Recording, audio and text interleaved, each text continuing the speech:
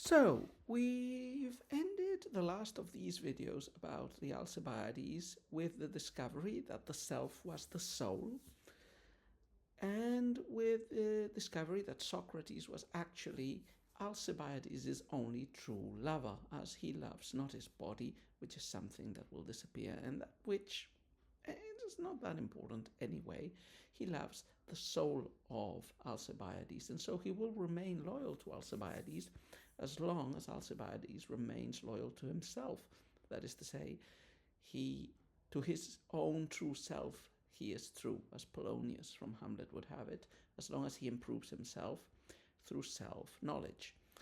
And Socrates is not excessively optimistic that this will happen. And remember, the dialogue, the Alcibiades, was written long after Alcibiades' death and long after this encounter, perhaps fictive, perhaps historical, anyway, remade by Plato's imagination after this encounter would have taken place, with the outcomes that Plato knew had taken place. That is, Alcibiades became distracted with ambition and power, and Socrates suffered the consequences with a death sentence a few years after Alcibiades' death. So already here Socrates is acting as a prophet, and he introduces a certain fear for Alcibiades.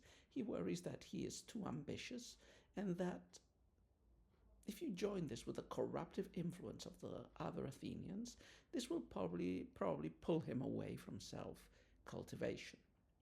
So if Alcibiades lets ambition override self-knowledge, he risks abandoning Socrates and losing the only guidance aimed at his true self. Okay, so after these warnings, we again get back to philosophy. And so we've seen that the soul is the self, and that the soul is our self. But how do we know ourselves once we've identified the self as the soul? There must be some instrument, Socrates asks, some method that the soul can use to gaze upon, to know about itself. And this is the practical problem behind the Delphic command, the Delphic maxim of nothisiauton, know thyself. By what means can the soul turn inward, as it were, and know itself? And the answer is pretty clear, and it's transmitted through the metaphor of the eye, seeing oneself through a reflective medium. So Socrates introduces this analogy with eyes. So eyes cannot see themselves directly, obviously. They need a mirror to see themselves. And that's how an eye sees itself, by looking into something that reflects it, like another eye, or like a mirror.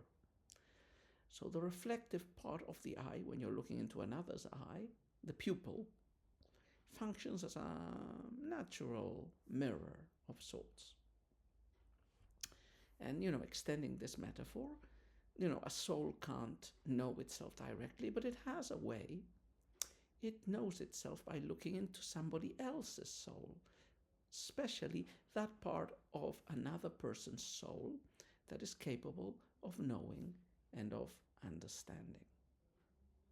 So this is the key move. The mirror of the soul is the rational part of another person's soul.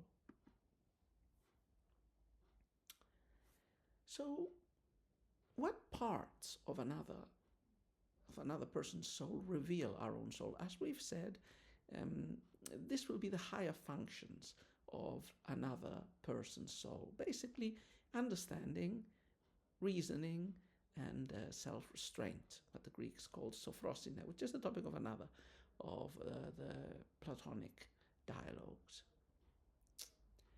So these functions and these virtues reveal the soul's true nature, just as the pupil reveals the eyes. So now that we've found the method of knowing ourselves through seeing ourselves in the eyes, in the soul, in the rational aspects of the soul of somebody else, ideally somebody who is virtuous and therefore has a rational soul and has cultivated this rational soul and its more elevated functions. This is important because Only by seeing ourselves in this reflective part of another soul can we acquire virtue.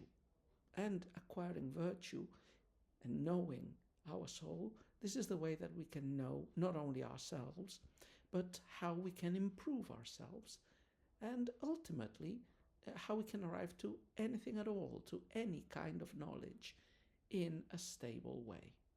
So self-knowledge, instead of being something you could say narcissistic, becomes the gateway to all other forms of both knowledge and competence, including the one that started off the whole dialogue, rulership, how to rule.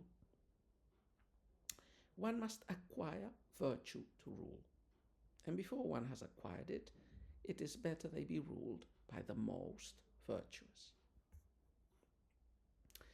So this conclusion practically brings the dialogue to a close. There is a small, you could call it appendix if you wish, the ending of the conversation, with a slightly ominous tone, which joins back to what we said a few minutes ago about, the Alcibiades becomes like a backward-looking prophecy. This is a dialogue written by Plato or by his followers in the early 4th century.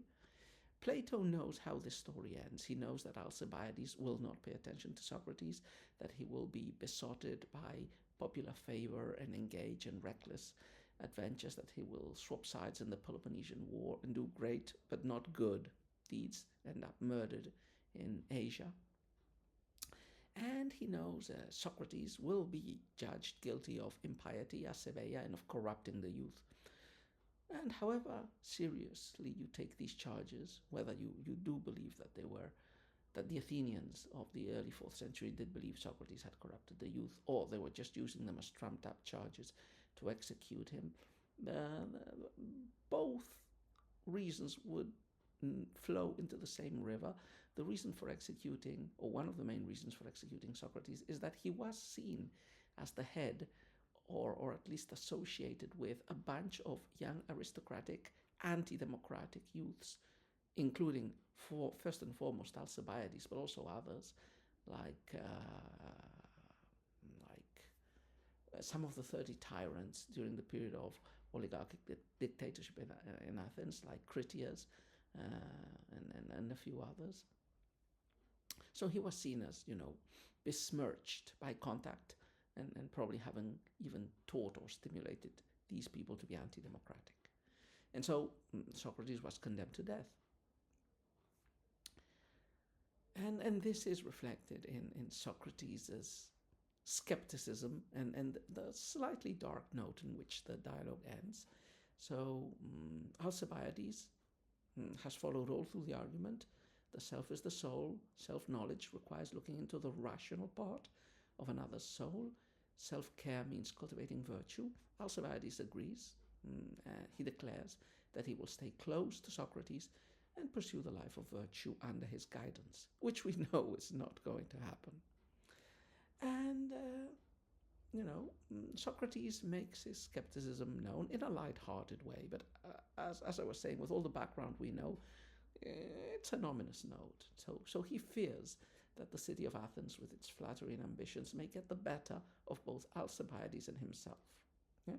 Alcibiades will likely not remain under Socratic guidance, and Socrates himself will be destroyed by their city. But the dialogue ends with this hope on Alcibiades' side and foreboding on Socrates'. And even if Alcibiades proved to be an improper disciple and pursuer of virtue and the good and of self-knowledge, others might take up this dialogue, I imagine that is Plato's hope, and use it as the starting point for their own search of self-knowledge and virtue.